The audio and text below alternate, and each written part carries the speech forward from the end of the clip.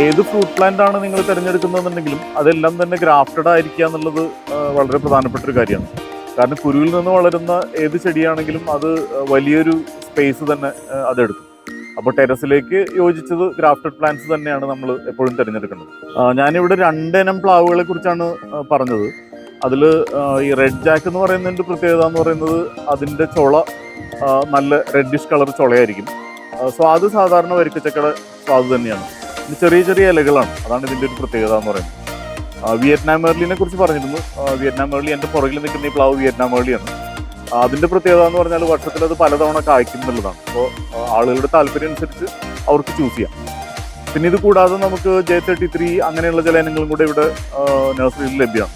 നമ്മളിപ്പോൾ നിൽക്കുന്നത് പേരയുടെ അടുത്താണ്. ഇത് VNR എന്ന് പറഞ്ഞൊരു ഇനം പേരയാണ്. ഇതൊരു മീഡിയം സൈസ് ഫ്രൂട്ടാണ്. നല്ല അത്യാവശ്യം മധുരവും അധികം കുരുക്കളില്ലാത്തതുമായിട്ടുള്ള ഒരു ഇനാണിത്. ഇത് കൂടാതെ നമുക്ക് ജപ്പാൻ പേര അല്ലെങ്കിൽ റെഡ് ഡയമണ്ട് എന്ന് പറയുന്ന ഇനമുണ്ട്. അതുപോലെ തായ്വാൻ പിങ്ക് എന്ന് പറയുന്ന ഇനമുണ്ട്. പിന്നെ സ്ട്രോബെറി പേര, അങ്ങനെയുള്ള പേരയുടെ തന്നെ കുറച്ചധികം ഇനങ്ങൾ ഇവിടെ നഴ്സറിയിലുണ്ട്. നമ്മുടെ കാലാവസ്ഥയിൽ നന്നായിട്ട് വളരുന്ന കായ പിടിക്കുന്ന ഒരു ഇനമാണ് മാവ്. മാവിൽ ഒരുപാട് ഇനങ്ങളുണ്ട്. ഗ്രാഫ്റ്റഡ് പ്ലാന്റുകൾ അതുകൊണ്ട് തന്നെ ടെറസിൽ വളർത്താനായിട്ട് ഏറ്റവും സ്യൂട്ടബിൾ ആയിട്ടുള്ള ഫ്രൂട്ട് പ്ലാന്റ്സിൽ ഒരെണ്ണമാണ്.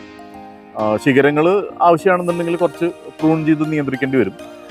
പക്ഷെ അങ്ങനെയാണെങ്കിൽ തന്നെയും നമുക്ക് ആവശ്യമായിട്ടുള്ള ഫ്രൂട്ട്സ് മാവിൽ നിന്നും നമുക്ക് ടെറസിൽ ലഭ്യമാക്കാൻ പറ്റും. നമ്മുടെ കാലാവസ്ഥയിൽ വളരെ നന്നായിട്ട് പെർഫോം ചെയ്യുന്ന ഫ്രൂട്ട് പ്ലാന്റ്സിൽ ഒരെണ്ണമാണ് മാവ്. മാവിൻ്റെ വളരെയധികം ഇനങ്ങളുണ്ട്.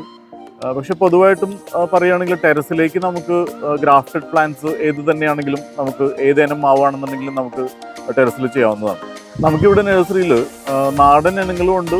പിന്നെ അടുത്ത കാലത്ത് പ്രചാരം നേടിക്കൊണ്ടിരിക്കുന്ന വിദേശ ഇനങ്ങളായിട്ടുള്ള നാംഡോക്ക് മൈ, ജംബോ റെഡ്, ബനാന മാംഗോ ഇങ്ങനെയുള്ള ഇനങ്ങളും നമുക്കിവിടെ ലഭ്യമാണ്. ഇതിൻ്റെ പല സൈസിലുള്ള പ്ലാന്റ്സും ലഭ്യമാണ്. ഇപ്പോൾ നാടൻ ഇനങ്ങളായിട്ട് കുളമ്പ്, ചന്ദ്രകാരൻ, പ്രിയൂര്, മൂവാണ്ടൻ, കാലാപ്പാടി, കോട്ടൂർക്കോണം ഇങ്ങനെയുള്ള ഇനങ്ങളും പിന്നെ നേരത്തെ പറഞ്ഞ വിദേശ ഇനങ്ങളുമാണ് ഇവിടെ ഉള്ളത്. നമ്മുടെ വീടുകളിലൊക്കെ എപ്പോഴും ഉപയോഗിക്കുന്ന ഒന്നാണ് ചെറുനാരങ്ങ. ഈ ചെറുനാരങ്ങയുടെ ചെടി നമുക്ക് ടെറസ് ഗാർഡനിന് ഏറ്റവും യോജിച്ചതാണ്. കാരണം അതിൻ്റെ വലുപ്പം ഒരിക്കലും ഒരുപാട് കൂടുതലാവില്ല. നമുക്കിവിടെ ചെറുനാരങ്ങയിൽ ലെയർ ചെയ്ത സാധാരണ ചെടികളുണ്ട്. അതുകൂടാതെ സീഡ്ലെസ് ലെമണിൻ്റെ തൈകളും ഇവിടെ ലഭ്യമാണ്. ടെറസ് ഫാമിംഗ് ചെയ്യാൻ ഉദ്ദേശിക്കുന്നവർ ശ്രദ്ധിക്കേണ്ട 1-2 കാര്യങ്ങളെന്ന് പറഞ്ഞാൽ, ഒന്ന്, അവർക്ക് അവൈലബിൾ ആയിട്ടുള്ള ടെറസിൻ്റെ ഏരിയ എത്രയാണെന്നുള്ളത് അറിഞ്ഞിരിക്കണം. അതിൽ എത്ര സ്ഥലം നമുക്ക് ടെറസ് ഫാമിൽ ചെടികൾ വെക്കാൻ വേണ്ടി ഉപയോഗപ്പെടുത്താൻ കഴിയുമെന്നുള്ളത് അറിഞ്ഞിരിക്കണം. പിന്നെ ഒരു ഓപ്പൺ ടെറസ് ആയിരിക്കണം. കാരണം വെയിൽ ഈ ചെടികളുടെ ഫ്ലവറിങ്, ഫ്രൂട്ടിങ് ഇങ്ങനെയുള്ള കാര്യങ്ങൾക്ക് വെയിൽ വളരെ ഒഴിച്ചുവിടാനാവാത്ത ഒരു ഘടകമാണ്. പിന്നെ വെള്ളം സ്ഥിരമായിട്ട് ജലസേചനം നടത്താനുള്ള സൗകര്യങ്ങൾ നമ്മൾ ടെറസിൻ്റെ മുകളിൽ അറേഞ്ച് ചെയ്തിരിക്കണം.